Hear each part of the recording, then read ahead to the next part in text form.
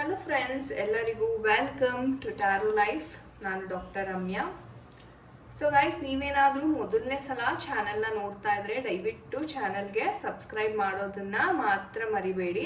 So that ಯಾವುದೇ video ಬಂದರೂ ನಿಮಗೆ ಇಮಿಡಿಯೇಟ್ ಆಗಿ ನೋಟಿಫಿಕೇಶನ್ಸ್ ಬರುತ್ತೆ. ಬೆಲ್ ಐಕನ್ನ ಆನ್ ಮಾಡ್ಕೊಳ್ಳಿ. ಓಕೆ, ಸೊ ತುಂಬ ಥ್ಯಾಂಕ್ ಯು ಎಲ್ಲರಿಗೂ ಫಸ್ಟ್ ಆಫ್ ಆಲ್. ಯಾಕಂದರೆ ತುಂಬ ಜನ ಪಾಸಿಟಿವ್ ಆಗಿ ಕಮೆಂಟ್ಸ್ ಮಾಡ್ತಾ ಇದ್ದೀರಾ ಆ್ಯಂಡ್ ತುಂಬ ಮುಖ್ಯವಾದ ವಿಚಾರನ ನಿಮ್ಮ ಆತ್ಮೀಯರೊಂದಿಗೆ ಶೇರ್ ಮಾಡ್ತಾ ಇದ್ದೀರಾ ನನ್ನ ವಿಡಿಯೋಸ್. ತುಂಬ ಧನ್ಯವಾದಗಳು. ನಿಮ್ಮ ಪ್ರೋತ್ಸಾಹ ಸಪೋರ್ಟ್ ನನ್ನ ಚಾನಲ್ ಮೇಲೆ ಇದೇ ಥರ ಇರಲಿ ಅಂತ ನಾನು ಆಶಿಸ್ತೀನಿ. ಸೊ ಬನ್ನಿ ವಿಡಿಯೋವನ್ನು ಶುರು ಮಾಡೋಣ. ಸೊ ಇವತ್ತಿನ ಟಾಪಿಕ್ ಏನಪ್ಪ ಅಂತಂದರೆ, ಎಷ್ಟೋ ಜನ ಮೇಡಮ್ ಅವರು ನನ್ನ ಬಿಟ್ಟು ಹೋಗಿದ್ದಾರೆ, ನೋ ಕಮ್ಯುನಿಕೇಷನ್ ಝೋನಲ್ಲಿ ಇದ್ದೀವಿ, ಮತ್ತೆ ಅವ್ರು ನಮ್ಮ ಲೈಫಲ್ಲಿ ವಾಪಸ್ ಬರ್ತಾರಾ ಇಲ್ವಾ, ಎನರ್ಜೀಸ್ ಯಾವ ಥರ ಇದೆ. ಸೊ ಈ ಒಂದು ವಿಚಾರದ ಮೇಲೆ ತುಂಬ ಕಾಮನ್ ಆಗಿ ಕ್ವೆಶನ್ಸ್ ಅಂತಕ್ಕಂಥದ್ದು ಬಂದಿತ್ತು. ಸೊ ಹಾಗಾಗಿ ಇವತ್ತಿನ ಒಂದು ರೀಡಿಂಗಲ್ಲಿ ನಿಮ್ಮ ಪರ್ಸನ್ ಎನರ್ಜೀಸ್ ಯಾವ ಥರ ಇದೆ, ರೀಕನ್ಸಿಲಿಯೇಷನ್ ಅಂತಕ್ಕಂಥದ್ದು ಆಗುತ್ತಾ ಅನ್ನೋದರ ಬಗ್ಗೆ ಇವತ್ತಿನ ಒಂದು ಮುಖ್ಯವಾಗಿ ಟಾಪಿಕನ್ನು ನಾವು ಡಿಸ್ಕಸ್ ಮಾಡೋಣ. ನೋಡೋಣ ಯೂನಿವರ್ಸ್ ಕಡೆಯಿಂದ ಯಾವ ಒಂದು ಮೆಸೇಜಸ್ ಬರ್ತಾ ಇದೆ, ನಮ್ಮ ಏಂಜಲ್ಸ್ ಕಡೆಯಿಂದ ಅವರ ಒಂದು ಎನರ್ಜೀಸ್ ಯಾವ ಥರ ಇದೆ ಅನ್ನೋದನ್ನು ನಾವು ಇವತ್ತು ತಿಳ್ಕೊಳ್ಳೋಣ. ಆ್ಯಂಡ್ ನಿಮಗೆ ಪರ್ಸನಲ್ ರೀಡಿಂಗ್ ಬೇಕಾದರೆ ಡಿಸ್ಕ್ರಿಪ್ಷನ್ ಬಾಕ್ಸಲ್ಲಿ ಕಾಂಟ್ಯಾಕ್ಟ್ ನಂಬರ್ ಇರುತ್ತೆ. ವಾಟ್ಸಪ್ ಅಥವಾ ಕರೆ ಮಾಡಿ ನೀವು ನಿಮ್ಮ ಟೈಮ್ ಸ್ಲಾಟ್ಸನ್ನು ಮುಂಚೆನೇ ಬುಕ್ ಮಾಡ್ಕೋಬೇಕಾಗತ್ತೆ. ಓಕೆ, ಸೊ ವಿಜುವಲೈಸ್ ಮಾಡಿ ನಿಮ್ಮ ಪರ್ಸನ್ ಯಾರಿದ್ದಾರೆ. ಓಕೆ, ನಿಮ್ಮ ಪರ್ಸನ್ನನ್ನು ವಿಜುವಲೈಸ್ ಮಾಡ್ತಾ ಅವರ ಒಂದು ಎನರ್ಜೀಸ್ ಯಾವ ಥರ ಇದೆ, ರಿಕನ್ಸಿಲಿಯೇಷನ್ ಅಂತಕ್ಕಂಥದ್ದು ಆಗುತ್ತಾ, ಮತ್ತು ಆ ಒಂದು ವ್ಯಕ್ತಿ ನಿಮ್ಮ ಲೈಫಲ್ಲಿ ವಾಪಸ್ ಬರ್ತಾರಾ.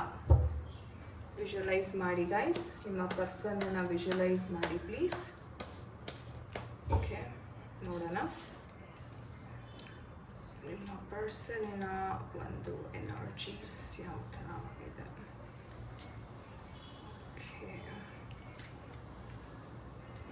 ವ್ಯಾಂಡ್ಸ್ ಬರ್ತಾ ಇದೆ. ಓಕೆ, ನಿಮ್ಮ ಪರ್ಸನಿನ ಒಂದು reconciliation energies. Okay, all right guys, so these are the energies. ಮೊದಲನೇದಾಗಿ ಎನರ್ಜೀಸ್ನ ನೋಡೋದಾದರೆ, ನಿಮ್ಮ ಪರ್ಸನ್ ಯಾವುದೋ ಎರಡು ವಿಚಾರವಾಗಿ ತುಂಬಾ ಕನ್ಫ್ಯೂಸ್ಡ್ ಆಗಿ ಕೂತ್ಬಿಟ್ಟಿದ್ದಾರೆ. ಅಂದರೆ ಕೂತಿರೋದೇ ಜಾಸ್ತಿ, ಅವರು ಆ್ಯಕ್ಷನ್ ತಗೋತಾ ಇಲ್ಲ. ನೀವು ನೋಡ್ಬೋದು, ಫಸ್ಟ್ ಆಫ್ ಆಲ್ ಹೈ ಪ್ರಿಸ್ಟರ್ಸ್ ಎನರ್ಜಿ ಬರ್ತಿದೆ. ಸೊ ಅವ್ರು ಏನಪ್ಪ ಅಂತಂದರೆ, ಅವರ ಮನಸ್ಸನ್ನ ಅವರೇ ನೋಯಿಸ್ಕೋತಾ ಇದ್ದಾರೆ. ಅರ್ಥ ಆಗ್ತಿದ್ಯಾ? ಯಾಕಂತಂದರೆ ಇವರ ಮೈಂಡಲ್ಲಿ ವಿಚಾರಗಳು ಯಾವ ರೀತಿ ಓಡ್ತಾ ಇದೆ ಅಂತಂದರೆ, ಒಂದು ಕಡೆ ಪಾಸಿಟಿವ್ ಇದೆ, ಇನ್ನೊಂದು ಕಡೆ ನೆಗೆಟಿವ್ ಇದೆ. ಆ ಎರಡೂ ವಿಚಾರಗಳ ನಡುವೆ ಇವ್ರು ಕುತ್ಕೊಂಡ್ಬಿಟ್ಟಿದ್ದಾರೆ. ನಾನೇನು ಆ್ಯಕ್ಷನ್ ತಗೊಳಕ್ಕೆ ಆಗಲ್ವೇನೋ, ನನ್ನ ಲೈಫ್ ಇಷ್ಟೇ ಅನ್ನೋ ಒಂದು ನಿರ್ಧಾರಕ್ಕೆ ಬಂದ್ಬಿಟ್ಟಿದ್ದಾರೆ. ಆ್ಯಂಡ್ ಅಟ್ಲೀಸ್ಟ್ ಇವರು ತಮ್ಮ ವಿಚಾರಗಳನ್ನು ನಿಮ್ಮ ಹತ್ರ ಶೇರ್ ಮಾಡ್ಕೋತಾರ ಅಥವಾ ಬೇರೆಯವರೊಟ್ಟಿಗೆ ಏನಾದ್ರು ಶೇರ್ ಮಾಡ್ತಾರ ಅಂತ ನೋಡೋದಾದರೆ ಅದೂ ಇಲ್ಲ. ಓಕೆ, ಆ್ಯಂಡ್ ತುಂಬ ಒಂಥರ ಎಮೋಷ್ನಲಿ ಡ್ರೈನ್ಡ್ ಫೀಲ್ ಆಗ್ತಾರೆ. ಯಾವಾಗಲೂ ನಾನು ಒಂಟಿಯಾಗೇ ಇರೋದಕ್ಕೆ ಬಯಸ್ತೀನಿ, ಯಾರ ಜೊತೆನೂ ನನಗೆ ಮಾತಾಡೋದಕ್ಕೆ ಇಷ್ಟ ಇಲ್ಲ, ಏನೋ ಒಂದು ಮನಸ್ಸಿನಲ್ಲಿ ಆ ನೋವು ಅಂತಕ್ಕಂಥದ್ದನ್ನ ಇಟ್ಕೊಂಡು ಕೊರಗ್ತಾ ಇರ್ತಾರೆ. ಅದು ಬಾಯ್ಬಿಟ್ಟು ಹೇಳಲ್ಲ ಅವರು.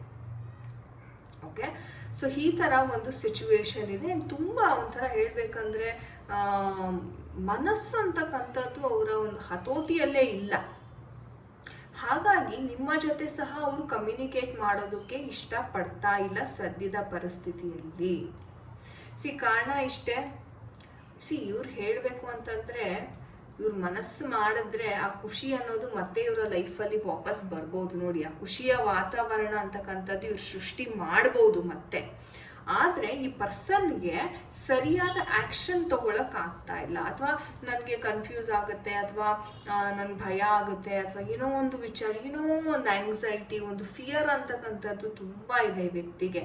ಫಿಯರ್ ಅನ್ನೋದಕ್ಕಿಂತ ಇನ್ಸೆಕ್ಯೂರಿಟೀಸ್ ಅಂತಕ್ಕಂಥದ್ದು ಜಾಸ್ತಿ. ಅಯ್ಯೋ, ನಾನು ಇದು ಮಾಡಿದ್ರೆ ಇನ್ನೇನಾಗುತ್ತೋ, ಅದೇನು ಮಾಡಿದ್ರೆ ಇನ್ನೇನಾಗುತ್ತೋ, ಈ ಥರ ಇನ್ಸೆಕ್ಯೂರ್ ಫೀಲಿಂಗ್ ಜಾಸ್ತಿ. ಅದಕ್ಕೇ ಅವ್ರು ಏನಪ್ಪ ಅಂದರೆ ಕಮಿಟ್ಮೆಂಟ್ ಕೊಡೋಕ್ಕೆ ರೆಡಿ ಇಲ್ಲ. ನಾನು ಕಮಿಟ್ಮೆಂಟ್ ಕೊಟ್ಟರೆ ನಾನು ಎಲ್ಲಿ ಮತ್ತೆ ಜವಾಬ್ದಾರಿಗಳನ್ನ ತೊಗೋಬೇಕು, ನಂದಾಗಿದೆ, ಅಥವಾ ಒಂಥರ ಹೇಳಬೇಕು ಅಂದರೆ ಒಂದು ಸೋಂಬೇರ್ತನ ಅಂತ ಹೇಳ್ಬೋದು. ಇಲ್ಲಿ ಜೆನ್ಯೂನ್ನೆಸ್ ಅಂತಕ್ಕಂಥದ್ದು ಇಲ್ಲ ವ್ಯಕ್ತಿಗೆ. ಬೇಕು ಅಂತಾನೆ ಒಂಥರ ಸೋಂಬೇರ್ತನವನ್ನು ಅಳವಡಿಸ್ಕೊಂಡಿರೋದು. ಆ್ಯಂಡ್ ಅದರಲ್ಲೂ ತುಂಬಾ ಸಿಟ್ಟು, ಕೋಪ ಅಂತಕ್ಕಂಥದ್ದು ವಿಪರೀತ. ಓಕೆ. ಆ್ಯಂಡ್ ಇವ್ರಿಗೆ ಹೇಳಬೇಕು ಅಂದರೆ ಒಳ್ಳೊಳ್ಳೆ ಅವಕಾಶಗಳು ಸಿಗ್ತಾ ಇದೆ ಲೈಫಲ್ಲಿ. ನೋಡಿ ಇಂಥ ಒಳ್ಳೆ ಅವಕಾಶಗಳು ಸಿಗ್ತಾ ಇದೆ, ಆದರೆ ಇವ್ರಿಗೆ ಮತ್ತೆ ಕನ್ಫ್ಯೂಷನು. ಅಯ್ಯೋ ಇದನ್ನು ತೊಗೊಂಡ್ರೆ ನಾನು ಏನು ಮಾಡಲಿ, ಇದನ್ನು ತೊಗೊಂಡ್ರೆ ನನಗೆ ಇಷ್ಟೊಂದು ಪ್ರಾಬ್ಲಮ್ಸ್ ಬರುತ್ತೆ. ಅಂದರೆ ಇವರು ಪಾಸಿಟಿವ್ಗಿಂತ ಜಾಸ್ತಿ, ನಾನು ಹೇಳಿದೆ ಆಲ್ರೆಡಿ, ಪಾಸಿಟಿವ್ಗಿಂತ ಬರೀ ನೆಗೆಟಿವ್ ಮೇಲೇ ಇವ್ರದ್ದು ಫೋಕಸ್ ಜಾಸ್ತಿ ಇದೆ ಅಂತ. ಅದೇ ವಿಚಾರ ಇಲ್ಲಿ ನಡೀತಾ ಇದೆ. ಮನುಷ್ಯನಿಗೆ ಸಂತೃಪ್ತಿ ಅಂತಕ್ಕಂಥದ್ದು ಸಿಗ್ತಾ ಇಲ್ಲ. ಏನಾದರೂ ಒಂದು ಆ್ಯಕ್ಷನ್ ತೊಗೊಂಡ್ರೇ ಅಲ್ವಾ ಏನಾದರೂ ಆಗೋದಕ್ಕೆ. ನಾನು ಏನು ಆ್ಯಕ್ಷನ್ನೇ ತೊಗೊಳ್ಳಲ್ಲ ಅಂತ ಕೈ ಕೊಟ್ಕೊಂಡು ಕುತ್ಕೊಂಡ್ಬಿಟ್ರೆ ಏನೋ ಬದಲಾವಣೆ ಅಂತಕ್ಕಂಥದ್ದು ಆಗಲ್ಲ ಜೀವನದಲ್ಲಿ. ಆ ಥರ ಎನರ್ಜೀಸ್ ಅಂತಕ್ಕಂಥದ್ದು ಇಲ್ಲಿ ಕಾಣಿಸ್ತಾ ಇದೆ. ಆ್ಯಂಡ್ ಮುಖ್ಯವಾಗಿ ಇನ್ನೊಂದು ವಿಚಾರ ಹೇಳಬೇಕು ಅಂತಂದರೆ, ಇವ್ರಿಗೆ ಫ್ಯೂಚರಲ್ಲಿ ನಾನು ಚೆನ್ನಾಗಿ ಆಗಬೇಕು, ಒಳ್ಳೆ ರೀತಿಯಲ್ಲಿ ಬಾಳಬೇಕು, ಬದುಕಬೇಕು ಅನ್ನೋ ಎಲ್ಲೋ ಒಂದು ಕಡೆ ಕಾನ್ಫಿಡೆನ್ಸ್ ಇದೆ. ಓಕೆ, ನಾಳೆ ನನ್ನ ನಾಳೆಗಳು ಚೆನ್ನಾಗಿರುತ್ತೆ, ನಾನು ಏನಾದರೂ ಒಂದು ಅಚೀವ್ ಮಾಡ್ತೀನಿ, ನನ್ನ ಪ್ರೀತಿಯನ್ನು ಸಹ ನಾನು ಸರಿ ಮಾಡ್ಕೋತೀನಿ ಅನ್ನೋ ಒಂದು ಕಾನ್ಫಿಡೆನ್ಸ್ ಇದೆ. ಆದರೆ ಆ್ಯಕ್ಷನ್ ತಗೊಳ್ಳೋಕ್ಕೆ ತುಂಬ ತಡ ಮಾಡ್ತಾರೆ. ಅವ್ರು ಹೆಂಗಂತಂದರೆ ಫ್ಯೂಚರ್ನ ಯೋಚನೆ ಮಾಡ್ತಾರೆ, ಬಟ್ ತಕ್ಷಣಕ್ಕೇ ಮತ್ತೆ ವಾಪಸ್ ಬಂದ್ಬಿಡ್ತಾರೆ ನೆಗೆಟಿವ್ ಝೋನ್ಗೆ. ಆ್ಯಂಡ್ ನೆಗೆಟಿವಿಟಿ ಅಂತಕ್ಕಂಥದ್ದು ಇವ್ರಿಗೆ ಕಂಟ್ರೋಲ್ ಮಾಡೋಕ್ಕಾಗ್ತಾ ಇಲ್ಲ. ತುಂಬ ನೆಗೆಟಿವಿಟಿ ಅಂತಕ್ಕಂಥದ್ದು ಆವರಿಸ್ಕೊಂಡಿದೆ. ನೀವು ಇಲ್ಲೂ ನೋಡ್ಬೋದು, ಆ ಬ್ಲ್ಯಾಕ್ ಕಲರ್ ಕಂಬ ನೋಡ್ಬೋದು, ಬ್ಲ್ಯಾಕ್ ಕ್ಯಾಟ್ ನೋಡ್ಬೋದು. ತುಂಬ ನೆಗೆಟಿವಿಟಿ ಅಂತಕ್ಕಂಥದ್ದು ಇವರ ಲೈಫಲ್ಲಿ ಇದೆ. ಆ್ಯಂಡ್ ಎಷ್ಟೇ ಇವರು ಒಂದು ಹೂವಿನಂತೆ ಅರಳಕ್ಕೆ ಟ್ರೈ ಮಾಡ್ತಾರೆ, ಬೆಳೆಯೋದಕ್ಕೆ ಟ್ರೈ ಮಾಡ್ತಾರೆ, ಆದರೆ ಆ್ಯಕ್ಷನ್ ತಗೊಳ್ಳದೇ ಇರೋವಂಥ ಕಾರಣದಿಂದ ಇವ್ರಿಗೆ ಯಾವುದೂ ಕೆಲಸ ಸಕ್ಸಸ್ ಆಗಲ್ಲ. ಅದಕ್ಕೇನೆ ಅವ್ರಿಗೆ ಜೀವನದಲ್ಲಿ ಜಿಗುಪ್ಸೆ. ನೀವು ಅವ್ರಿಗಿಂತ ಚೆನ್ನಾಗಿರೋ ಪೊಸಿಷನಲ್ಲಿ ಇರ್ಬೋದು, ನೀವು ಚೆನ್ನಾಗಿ ದುಡಿತಾ ಇರ್ಬೋದು, ಹಣಕಾಸಿಂದು ನಿಮಗೆ ಏನು ಕೊರತೆ ಇರ್ಬೋದು, ಬಟ್ ಅವ್ರಿಗೆ ಹೆಂಗೆ ಅನಿಸುತ್ತೆ ಅಂದರೆ, ಈಕೆಗೆ ಇಷ್ಟೊಂದು ಇದೆಯಲ್ಲ, ಈಕೆ ನನ್ನ ಮೇಲೆ ದಬ್ಬಾಳಿಕೆ ಮಾಡಿದ್ರೆ ಮುಂದೆ ಇವಳು ನನ್ನನ್ನು ಡಾಮಿನೇಟ್ ಅಥವಾ ಇವಳು ನನ್ನನ್ನು ಡಾಮಿನೇಟ್ ಮಾಡಿದ್ರೆ. ಓವರ್ ಥಿಂಕಿಂಗ್ ಸಹ ಇಲ್ಲಿ ತುಂಬಾ ಇದೆ ಅಂತ ಹೇಳಬಹುದು.